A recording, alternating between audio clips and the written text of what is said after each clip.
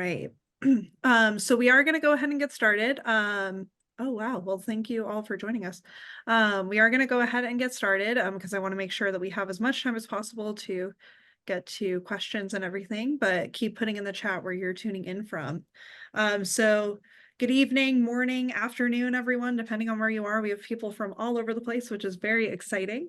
My name is Sydney Yaeger, and I'm the public programs producer at the Museum of Jewish Heritage, a living memorial to the Holocaust. I am so pleased to welcome you to tonight's book talk on the last ships from Hamburg. Here at the museum, we are dedicated to the crucial mission of educating our diverse community about Jewish life and heritage before, during, and after the Holocaust. As part of that mission, our programs illuminate the stories of survivors, broader histories of hate and anti-Semitism, stories of resistance, against injustice, and more. Thank you so much for joining us today virtually. We hope that if you are able to, that you will visit the museum in person to see our current exhibitions, including Courage to Act Rescue in Denmark, the museum's first exhibition for visitors ages 9 and up. You can learn more about that on our website. Closed captions are available on today's program, and instructions on how to turn captions on or off are posted in the chat. If you have questions for our speakers during the program, please put them in the Zoom Q&A box, which you can see at the bottom of your screen, and we will get to as many as we can at the end of the hour. Today, we are so honored to be joined by Steven Ujifusa and Chip Fisher. Steven received his BA in history from Harvard University and has a master's degree in historic preservation from the University of Pennsylvania. He has given presentations across the country and on the high seas, and has appeared as a guest on CBS Sunday Morning and NPR. A recipient of the McDowell Colony Fellowship and the Athenaeum of Philadelphia's Literary Award, he lives with his wife, a pediatric emergency room physician in Philadelphia. Chip is a lifelong New Yorker and the grandson of first-generation immigrants who arrived at Ellis Island on one of the boats described in Steven's book. He has studied his family's progress in this country since their arrival in 1905, and is also well-versed on their story of escape from Kiev during the pogrom of that year. He is chairman of Fisher Wallace Laboratories and a principal of Ursus Advisory and niche life consultancy practice. He lives in New York City with his wife, Susan, and has two sons, Will and Matt, who reside in New York and in San Francisco. Like I said, you can buy The Last Ships from Hamburg by clicking on the link in the chat. And now it is my pleasure to hand things off to Steven and Chip. Thank you. Good evening. So, Steven, just as a short preamble, Steven and I met because I was reading one of his prior books, which was A Man and His Ship, which is also wonderful. He writes about the sea primarily and Barons of the Sea. And then, of course, was very excited to see this come out because it's such an interesting topic and very timely, given everything that's going on.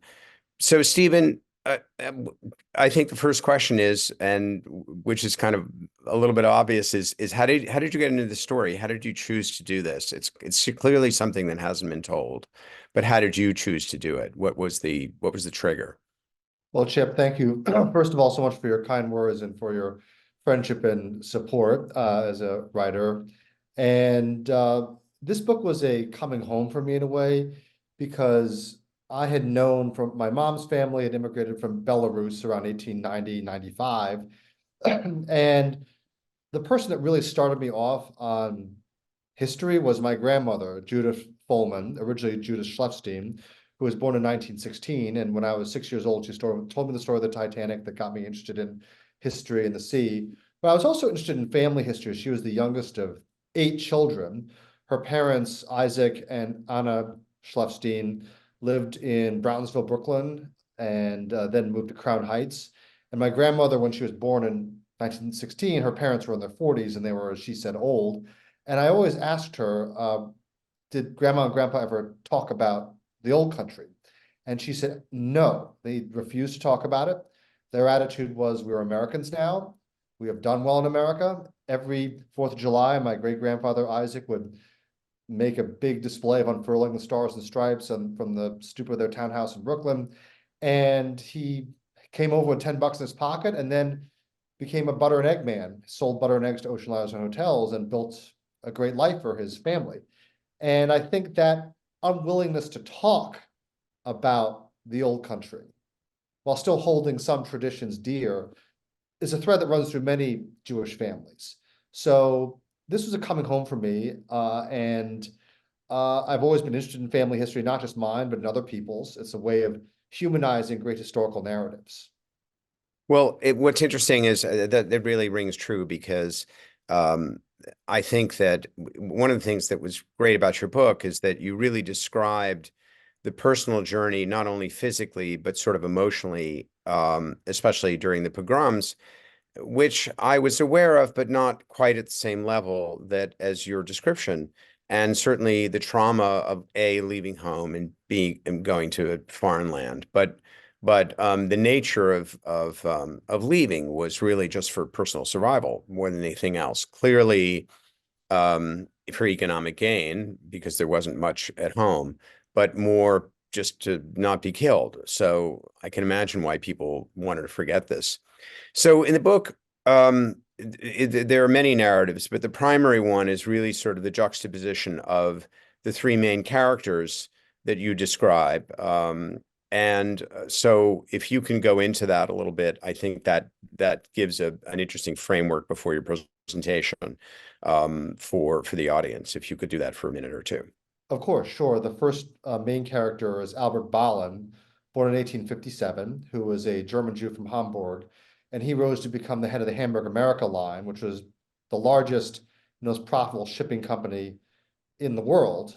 He was one of the leading Jewish citizens of pre-World War I Germany, and was torn between his identity as a Jew and as a prominent business person and as a German.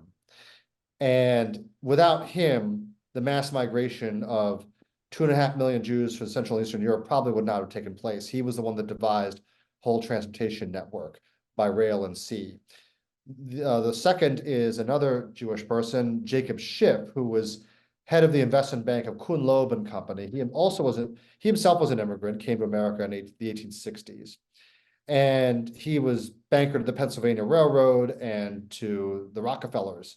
And he spent about half of his fortune giving it away to the Hebrew Immigrant Aid Society, to the Henry Street Settlement, to make America, as he believed, the promised land for the Jews. He felt that with the Constitution and the 13th, 14th, and 15th Amendment, Jews could come to America and make a better life for themselves. The third, and this is kind of a strange juxtaposition because I've often been asked this, is the uber Gentile J.P. Morgan, who tried to buy up all the steamship lines, mainly because of the profitable immigrant trade, and try to do what he did to railroads, what he did to the steamship lines. It's incredible to me, especially that Morgan, and apparently, and you'll get into this in a minute, that this was his only unprofitable venture for someone who was making money at an astronomical rate. That this is the thing that really was really befuddled him. But that's part of the narrative. So, well, without further ado, thank you. We would love to move on to your presentation with that structure in place, and describe the book. Thank you so much, Chip. Really appreciate it.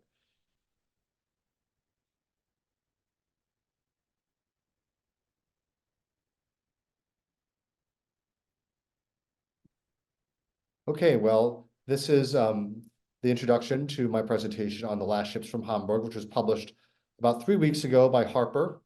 And it's a story of immigration, of survival, of anti-Semitism, and of hope. As a story that is relevant today, not just because of the rise in anti-Semitism in the world, but also the refugee crisis, people trying to find a new life and trying to come to America, a story that has been going on for over 300 years. And this photograph shows a Jewish family around 1900 in the immigration village outside of Hamburg, Germany. Jewish families that were coming from the Russian Pale of Settlement. They were trying to find their way to the sea. There were no deep water ports that had ships that sailed directly from Russian ports to New York City. So they had to cross the border illegally and come to Hamburg and Bremen, or they might travel as far as Antwerp or Liverpool to get there, whatever, depending on the best rates they can get for tickets. And Jews were, unlike many other immigrant groups, where often the man would go ahead, earn some money, and come back. Jewish immigrants tend to travel as family units, and this shows one of these family units. And this immigrant village was built by the Hamburg-American Line to house several thousand immigrants at a time, make sure they didn't have diseases, They had kosher food, they had a church, a synagogue, dormitories, and it was a way also to placate the city of Hamburg, which associated immigrants with disease, most notably cholera. So this was the immigration trade was turned into a very profitable business, and it straddled the line between business and philanthropy. Now, to touch a little bit on my family story again, the gentleman and lady in the center are my great-grandparents, Isaac and Anna Schlefstein. This was taken around 1900 or so. And they were a classic Jewish family that came over with nothing. And by the time my grandmother was born, they had risen into the upper middle class, a pretty remarkable rise, and something that happened to many, many people who started small businesses. My great-grandfather sold butter and eggs, and he was able to send all the children he had who wanted to go to college, including my grandmother, shown on the right. That's from their 1937 NYU yearbook.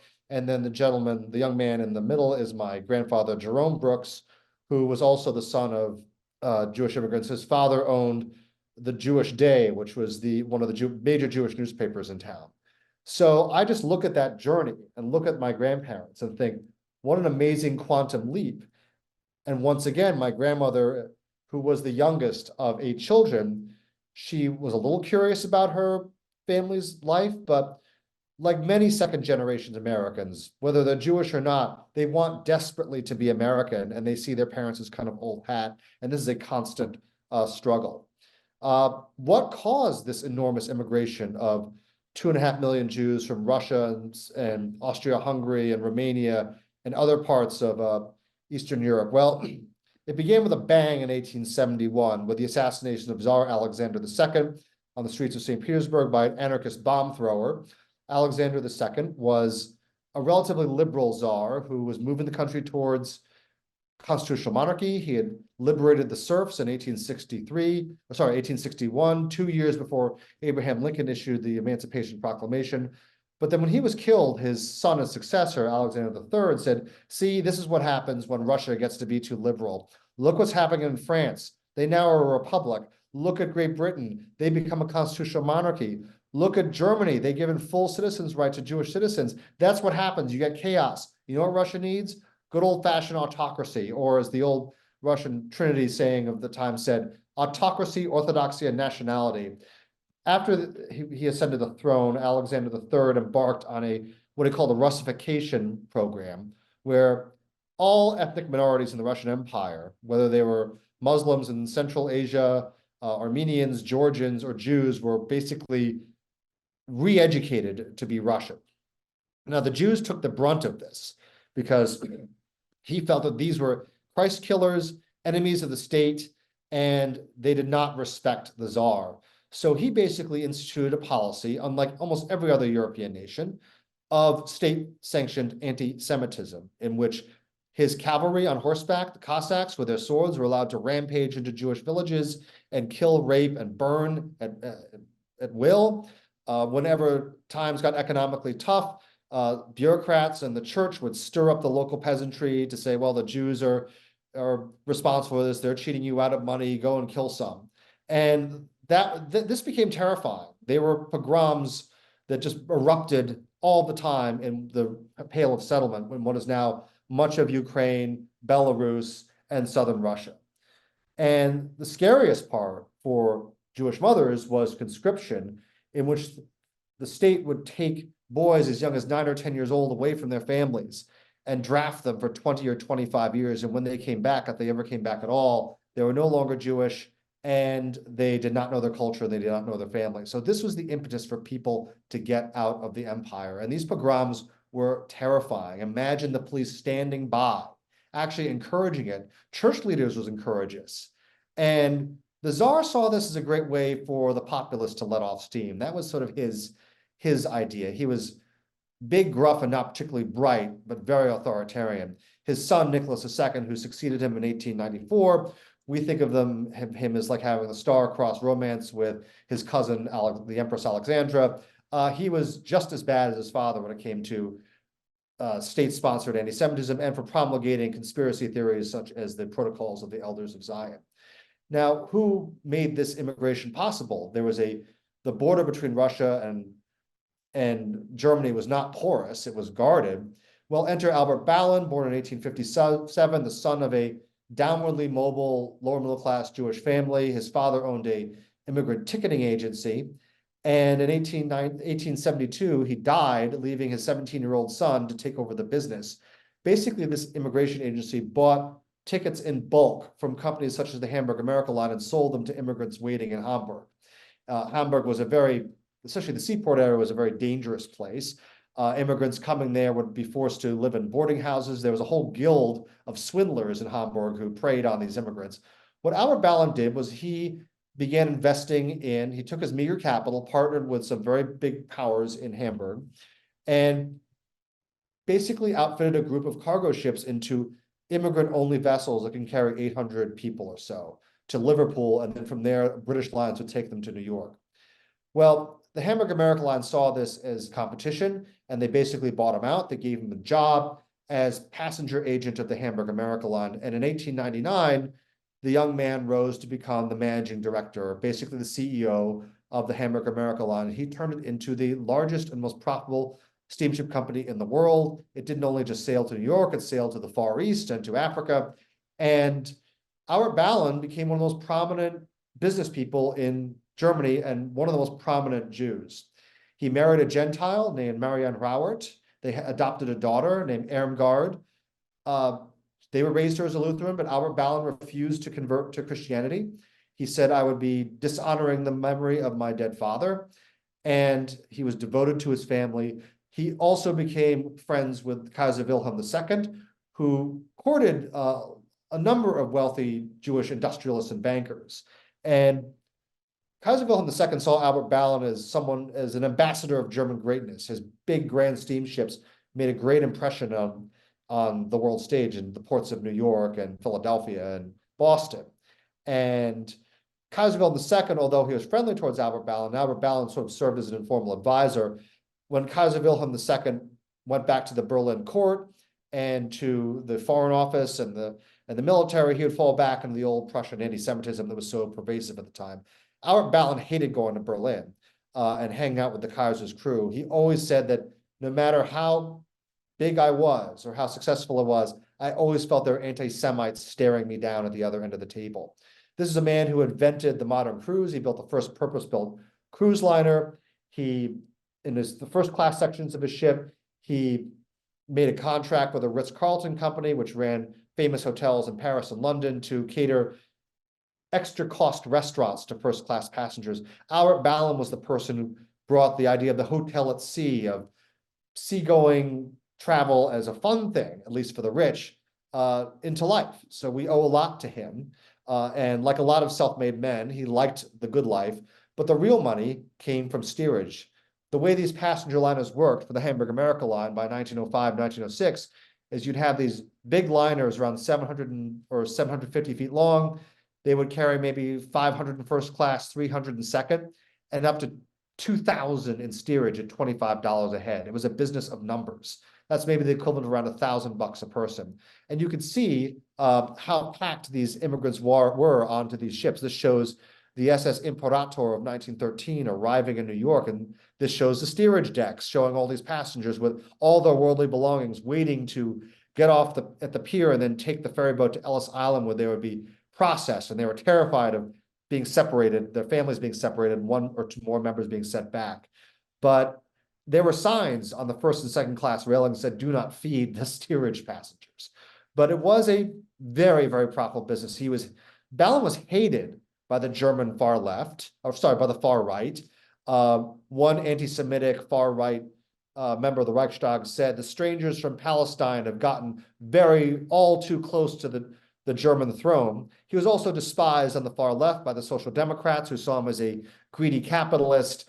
This cartoon showing him glowering over a raging ocean was produced by a social democratic organization, the Maritime Unions in Hamburg. So he felt he was like sort of buffeted by both sides. And what was it like traveling in steerage? Well, if you saw the Titanic movie, I'm sure most of you have, that was first class deluxe. Sorry, that was basically third class deluxe. This is what most steerage conditions were like. Huge open dormitories, no privacy. Imagine traveling this way as a family for 5 to 10 days across the North Atlantic. Yes, you'll be served kosher food if you're Jewish, but I just can't imagine as a father traveling in these circumstances with crying children and people vomiting everywhere. There was very little natural light. Most of these immigrants had never seen a flush toilet or a light bulb before. And contrast that with first class on Ballin ships. That's the first class lounge of the SS Imperator of 1913, designed by the same architect as the Ritz Hotel in London. So you can see the disparity. One maritime historian said, first class had 2/3 of the ship, but 4/5 of the people were crammed into 1/5 of the space as immigrants. Now, on the other side of the Atlantic, Jacob Schiff, the investment banker, an immigrant success story, a German Jew from Frankfurt. His father worked for the Rothschilds, and he was sent over as a young man with a packet of kosher meat and $500 in the 1860s. And he arrived just in time for the railroad boom. He partnered himself up with the Cincinnati dry goods firm known as Kuhn, Loeb Company. Eventually, it turned its capital into investment banking. And Jacob Schiff did two very smart things. He married the partner's daughter, Teresa Loeb. And then after that, he told his father-in-law, Solomon, hey there, don't you think there's a great opportunity known as railroads? I think it would be great to be investment bankers to railroads and use our capital to float their offerings. Solomon Loeb wasn't so hot on the idea. Jacob Schiff said, move aside, old man. And by the 1890s, he'd become arguably the richest Jew in the United States as investment bankers to some of the greatest firms in the country. Jacob Schiff believed in giving away a lot of his money to charity. He was very much a believer in tzedakah. At his death in 1920, he was worth $50 million. It is estimated he gave at least that much away to organizations such as the Henry Street Settlement House, the Hebrew Immigrant Aid Society, and Montefiore Hospital.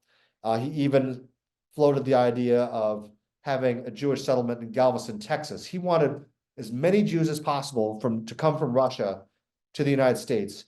He was very loyal to Germany. He didn't see Germany as the future propagators of a Holocaust. He said, it's happening in Russia right now. He called the Tsar the great Satan of the Jewish people. And there was a very tense relationship between the German Jews and the Russian Jews, because the German Jews generally came to this country earlier in the 1840s. A lot of them had risen to the middle and upper middle class, as well as the upper class. They lived in big brownstones on the Upper West Side. They spoke German at home. They had German nannies. And they felt that these Russian Jews who were arriving en masse to the Lower East Side made them look bad. And it was this classic tension. But Jacob Schiff, although he had his own fair share of snobbery, said, look, these are our co-religionists. We need to make them good Americans. We need to blend them into American society. Jacob Schiff used the Immigrant Aid Society to do basically early micro-investing, $50 loans to small businesses. My wife's great-grandfather was a tanner who came over from Poland. And with a $50 loan from Hayes, he bought a push cart and then became a wealthy man as a leather goods seller. So there are many, many stories like that. But on the other hand, you also had a rising number of Jews coming from Russia who had forsaken traditional Judaism and had become involved in socialism and Marxism, anarchism. And the Lower East Side was a hotbed of labor organization, of socialist clubs. Emma Goldman worked down there. So there's this tension between Jews that wanted to become more bourgeois in one or two generations and those that wanted to change the nature of society. And that was something that alarmed many of the German Jews, but Jacob Schiff said, they're still coming. We need to accept them. Now, the question I'm asked is, how did J.P. Morgan get involved in the story? Well, he saw where the money was. He specifically saw how Hamburg-American Line was making money hand over fist. And he also disliked Jacob Schiff. He saw Jacob Schiff as his principal rival. He was pretty anti-Semitic. He never hired any Jews at any of his firms. And Jacob Schiff fought him in many takeover battles over railroads.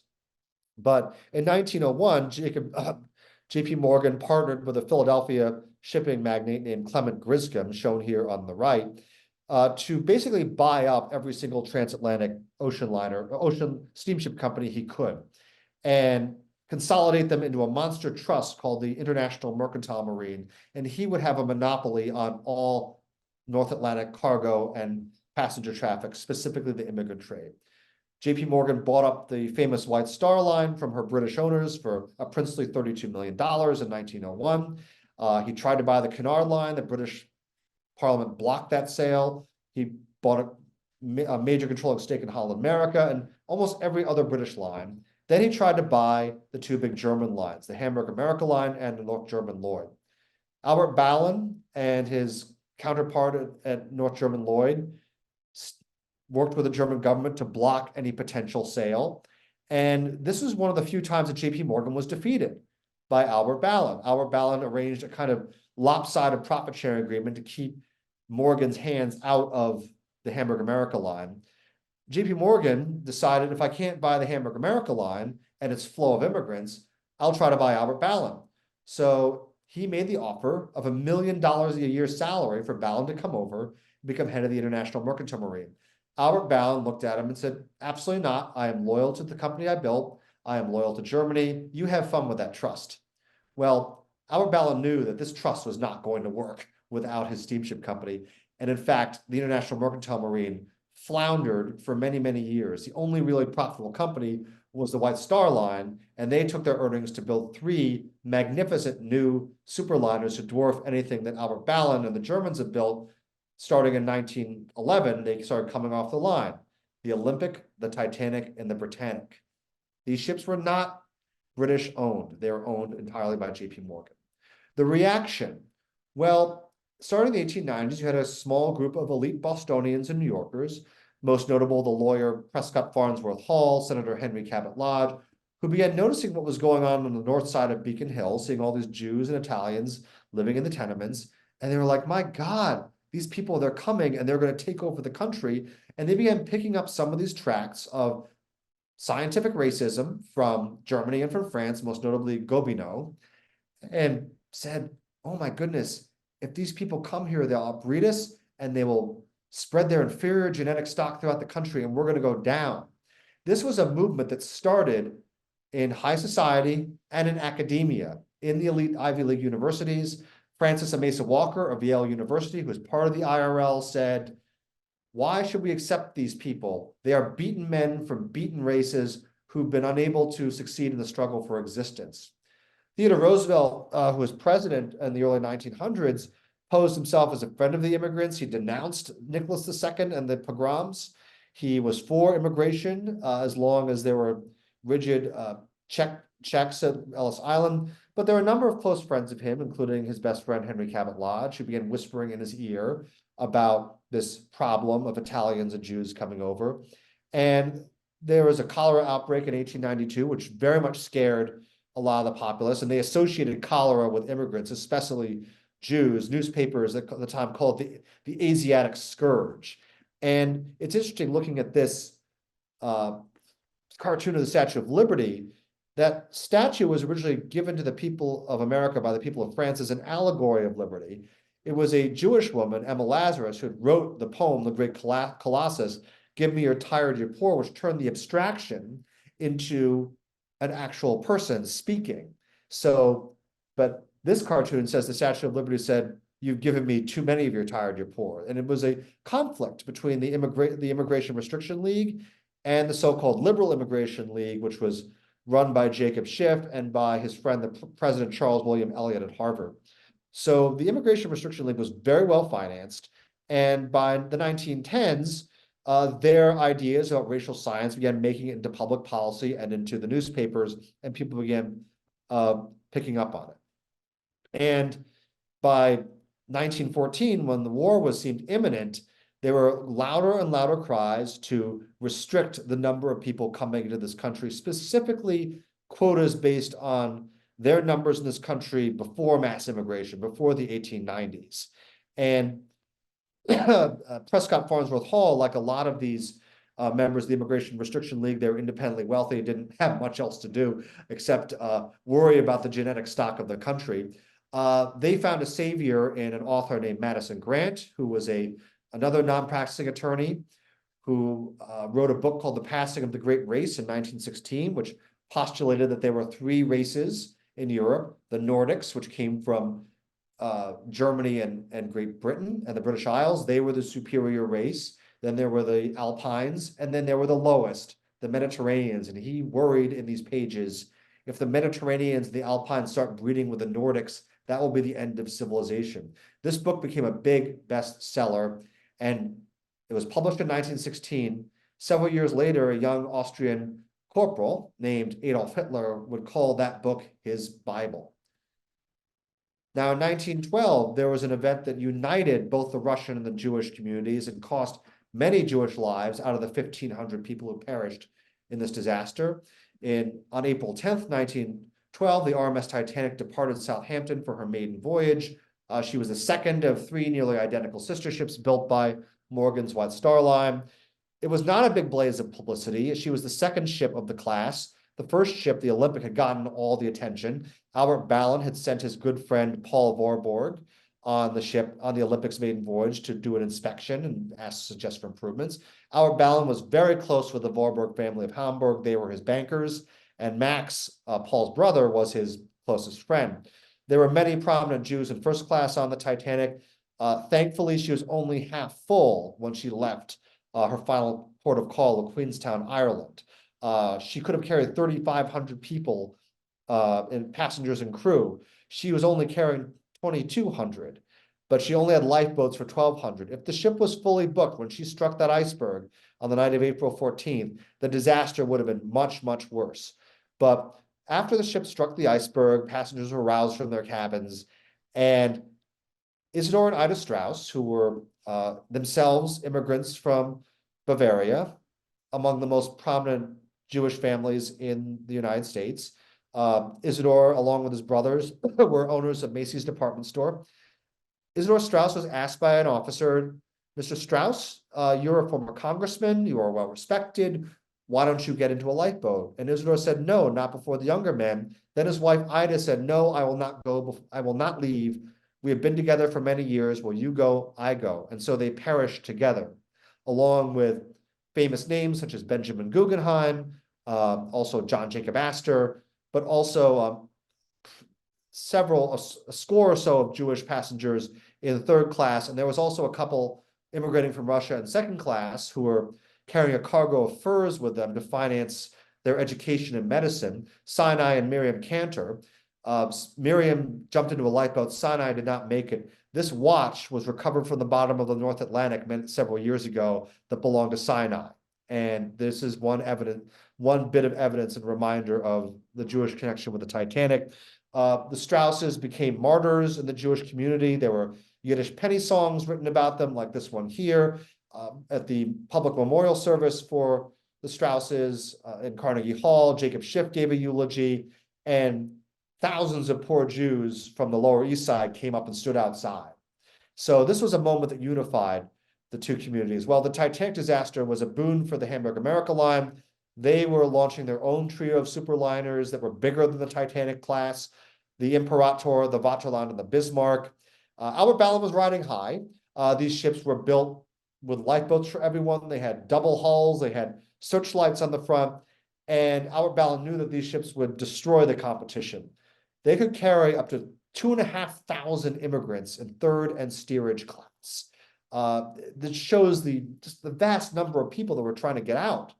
And this picture on the left-hand side shows immigrants boarding the SS Vaterland in 1914, and looks pretty stark down there, but there's a little touch of luxury there.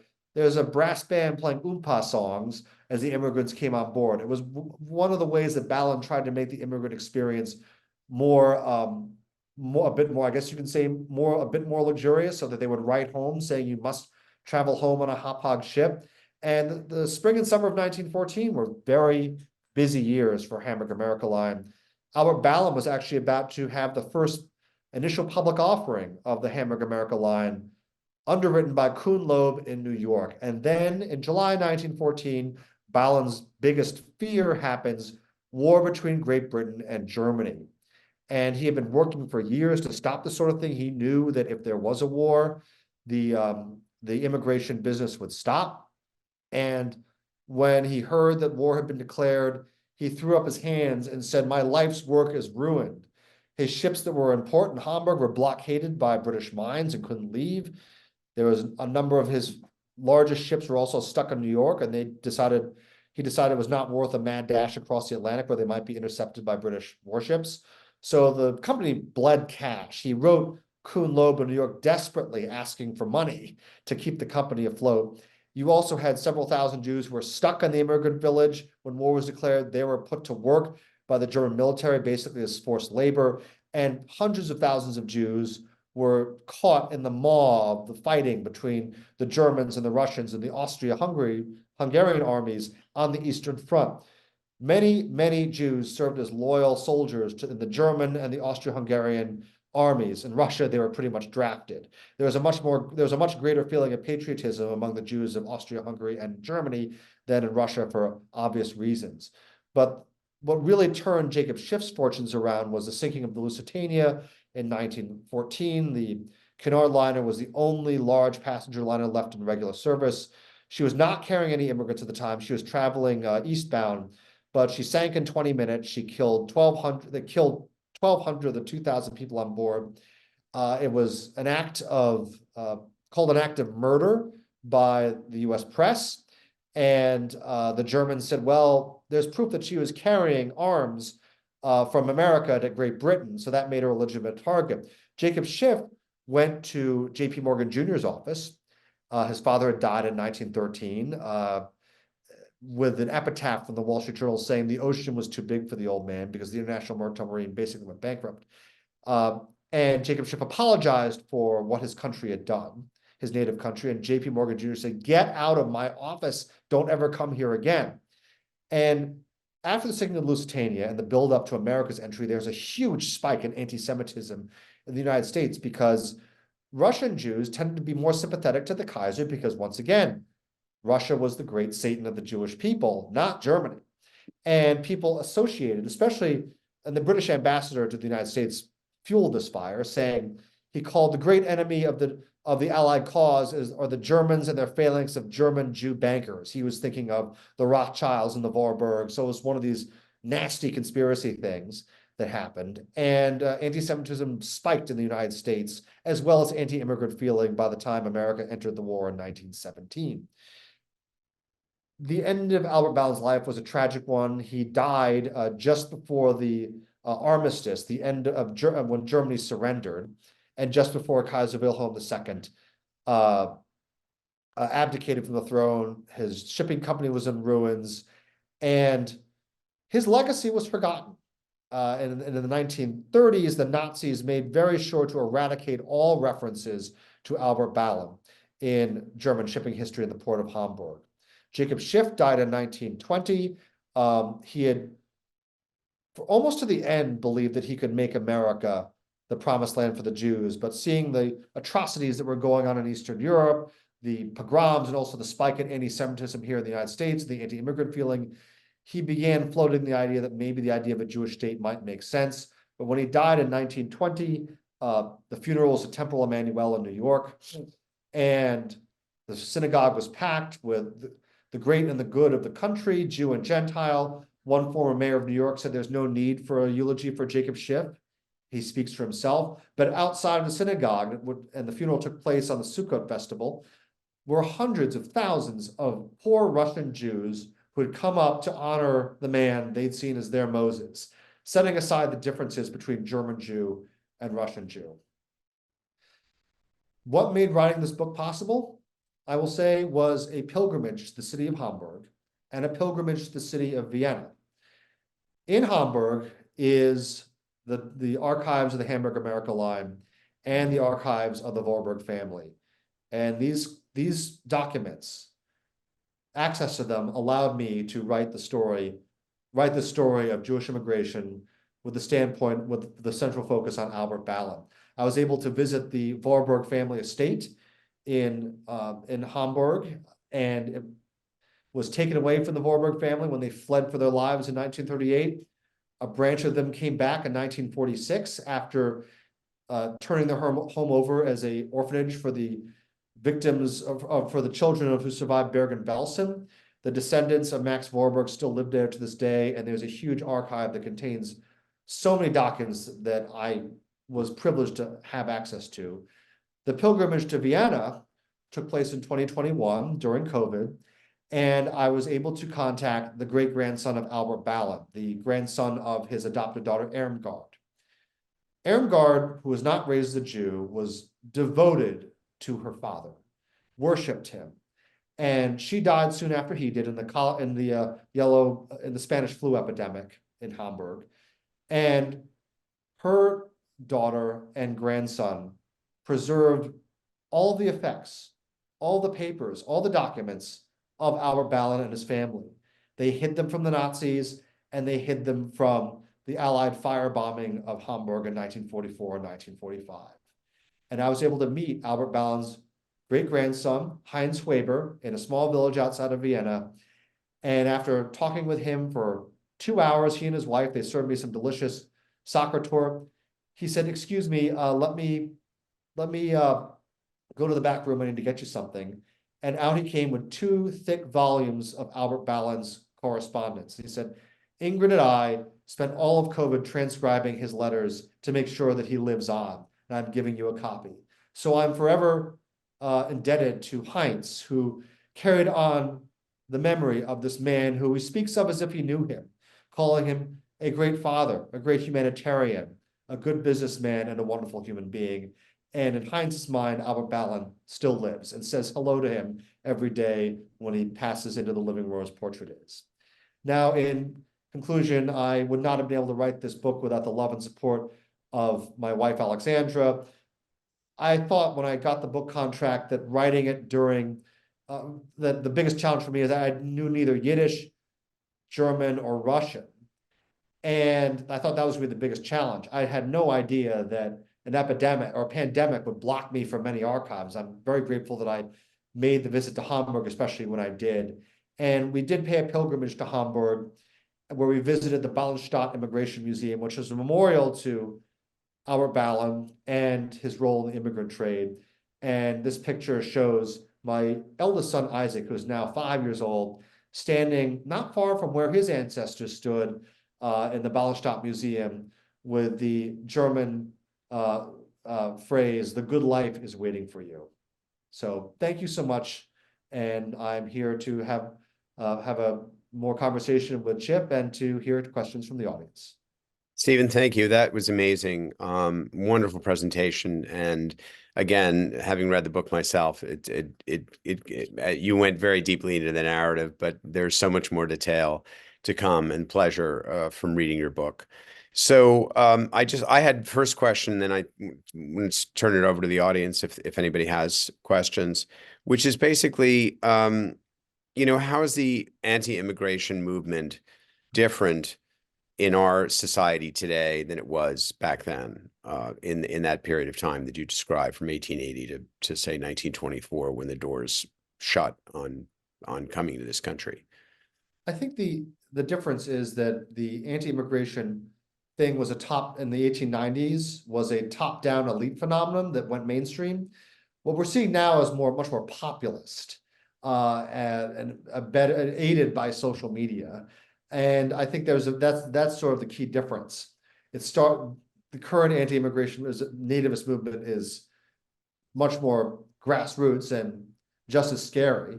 But at the very top, in the 1890s, it started with people who are very well educated and thought themselves as scientists. And it's interesting, I read a quote by I.M. Weizmann, who was born in Russia and spent most of his professional career in Germany. He got his PhD, I think, from the University of Berlin.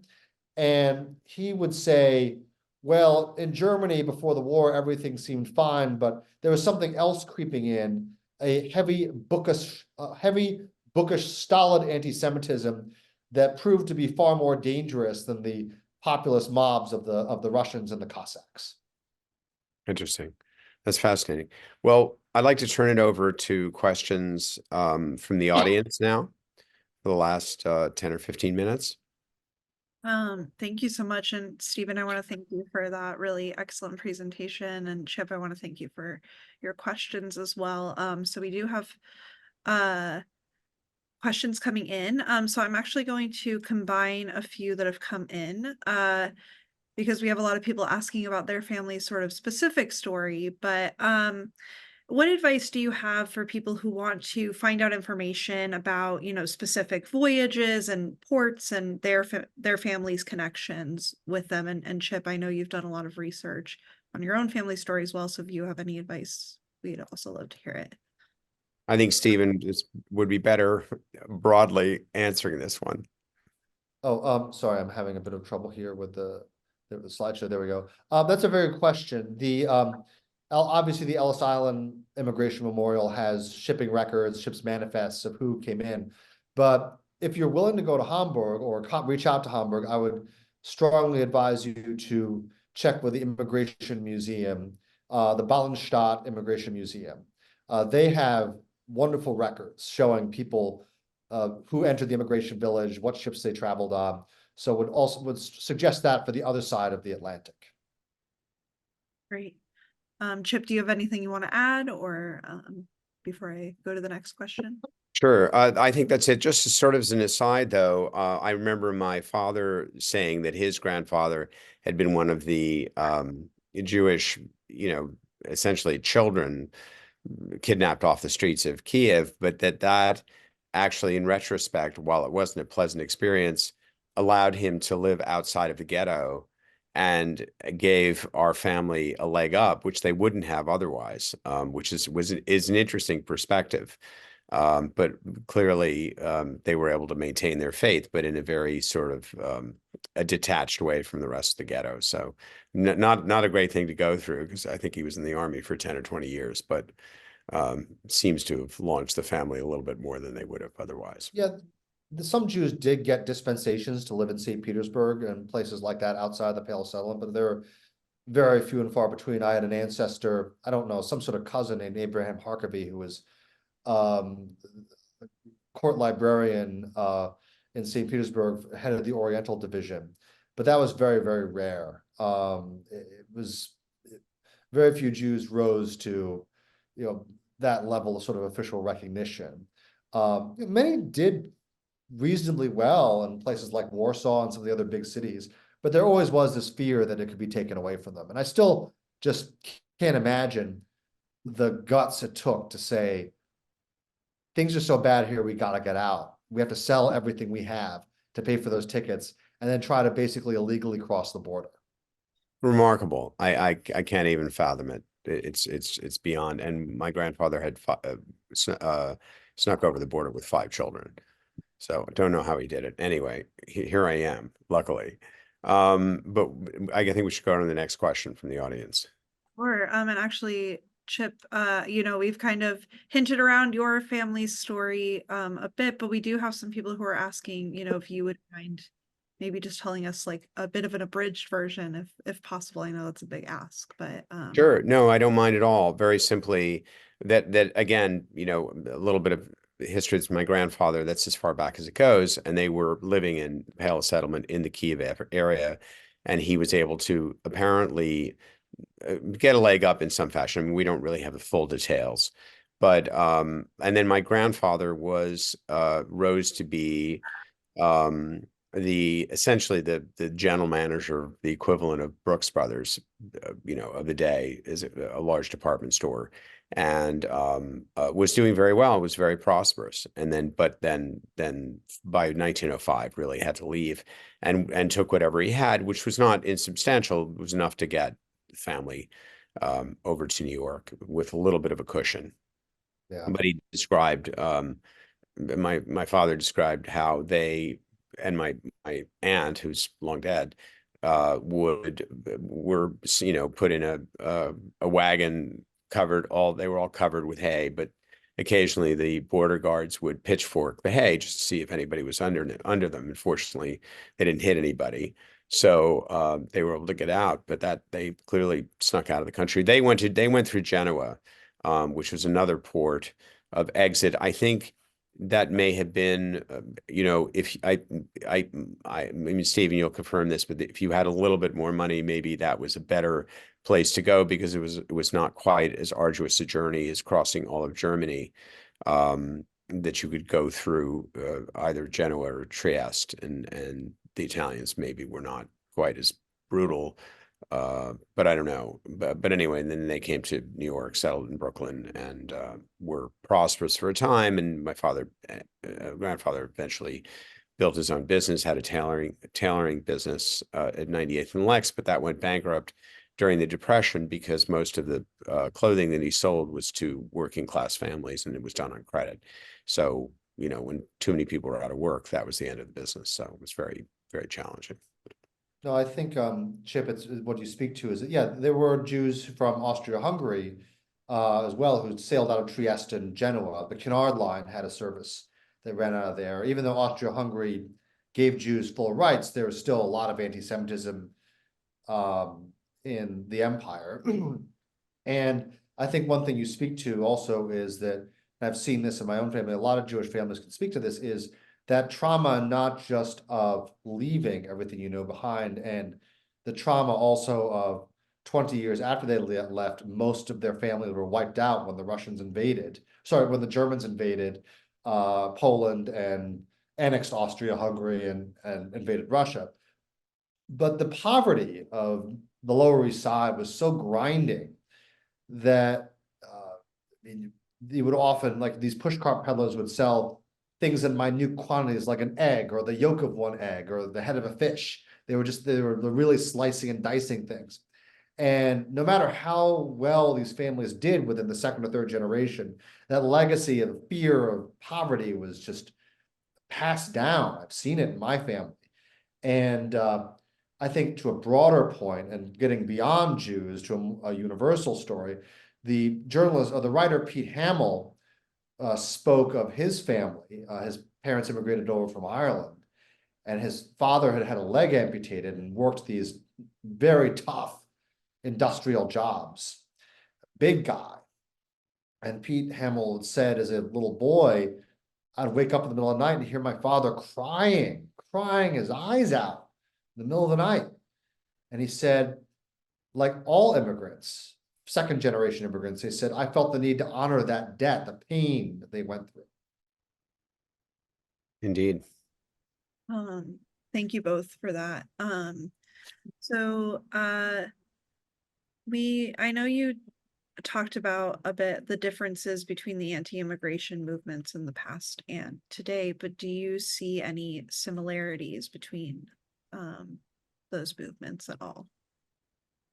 I think there's some. I think when it enters the mainstream, and I think it entered it especially in the early 1900s with the penny press and with Hearst and these cheap newspapers that offered kind of lurid descriptions of immigrant neighborhoods. And actually, How the Other Half Lives, published by Jacob Riis, which highlighted the horrific conditions of the 5 Point slum and the Lower East Side. He was quite nasty towards Jews. He was pretty anti-Semitic. He basically said they're responsible for these horrendous living conditions and whatnot. I think that whether it starts from the bottom or starts from the top, once it enters mainstream discourse and is normalized, I think there's a lot of similarities. And social media is the penny press of today, only operating a lot faster. Thank you. So I think we have time for about like one or two more questions because we are coming to the end of our time. But can you talk a little bit more about how Jewish organizations helped immigrants come here and either cross borders illegally or legally, and if they were helping in any illegal crossings at all? Can you talk about that? That's a very good question. Jacob Schiff was on the board of many Jewish organizations, such as the Alliance Universelle Israélite, which was the French Jewish organization. There was the German Jewish Aid Society, which provided funds for immigrants trying to cross into Germany, providing them, essentially, they spent a lot of money and resources at these basically border camps where they were stuck on one side or the other of the border, waiting to get on trains to go to Germany. And the conditions in these camps were pretty terrible. And so they would provide aid. The German Jews, of course, felt like, well, this wouldn't happen to us. We're helping out our brethren. And they criticized Albert Ballin and the Hamburg-American Line, basically saying you are profiting off the misery of your co-religionists. And but also money was funneled from the United States to these continental immigrant aid societies. And they did help with steamship tickets. They did help providing food and medical care. So there was a lot of money going back and forth. Thank you. So I think we have time for one more question. So I'm going to ask Steven, for you, what is the biggest thing that you hope people take from reading the book? And Chip, maybe since you have read the book, what is the biggest takeaway that you had from it? I think for me, the biggest takeaway is, look, it was very hard to write this book because you saw a lot of the ugliness that happens in American history, the nativism, the bigotry, the anti-immigration feeling, and the grinding poverty that people had to endure when they first came here, that first generation. There's something I could speak to on both sides of my family 120 years ago. But I also was moved by this idea that in this country, in spite of all of its problems and inequalities, still remains a place that people want to get to, that the promise made in the Declaration and in the Gettysburg Address and the 13th, 14th, and 15th Amendment still hopefully holds true then as now, of more universal citizenship and government based not on hereditary monarchy or dictatorship. And if that light flickers and goes out, that would be an immense tragedy, because through most of human history, we have been governed by autocracy, by hereditary monarchy and dictatorship. And it still gives me hope that people then as now will take immense risks to come here. Chip, do you have anything? I think, yeah, I mean, I think very similar, but I think the beauty of the book is really that you've covered an immense subject and distilled it into a very reasonable and well-read narrative. And not everybody does that. I'm sure you started with an incredible amount, as you described, of archival information, and to try to tie all of the players together, plus the experience itself and the background of the experience, was an extraordinary task. Steven, and I was very moved, as I have been reading your other books, which tell different stories, all sea related. So that is what impressed me most, is to be able to, your ability to distill all of this information into a readable narrative. I found the whole topic to be mysterious and unapproachable until I picked the book, which is, and I hope others will do as well. Thank you. Well, I think, just to piggyback off what you said, I think that it's something that a lot of immigrants did not want to talk about. There was no option to return to Russia. And I think that one immigrant who I remember seeing interviewed, she said, "I reflect on my family's journey all the time, because for us, it was a matter of life and death. Because all of my mother's family, and there must have been over 100 people in that small town, they all perished when the Nazis invaded, and we lived because of that journey. And when immigration restriction kicked in and Congress passed very restrictive laws against Eastern and Southern Europeans from entering the country, that basically doomed hundreds of thousands of people to death when the Nazis took power and invaded most of Europe." Yeah. Well, I want to thank you both so much for being here with us this evening. This was such an excellent presentation and discussion, and I really appreciate you both sharing your time with us. And to everybody who joined us, I'm sorry. Oops, sorry about that. Notification noises. But I want to thank everyone who joined us in the audience. I'm sorry we couldn't get to everyone's questions, but we really appreciate you being here as well. So we hope that if you enjoyed today's program, that you will consider making a donation to support the museum at mjhnyc.org/support, and joining us for our upcoming programs, which you can find at mjhnyc.org/current events. Tomorrow we have a virtual walking tour of Berlin, and on Sunday we have a family program featuring sand artist Xenia Lopatnik. I also highly encourage you to buy The Last Ships from Hamburg, which you can do at the link in the chat. You can watch past programs and view and share today's recording, which will be available later this week on our YouTube channel. Steven and Chip, thank you so much again. Have a great evening, and we'll see you soon. Thanks so much. Thanks very much, Sydney.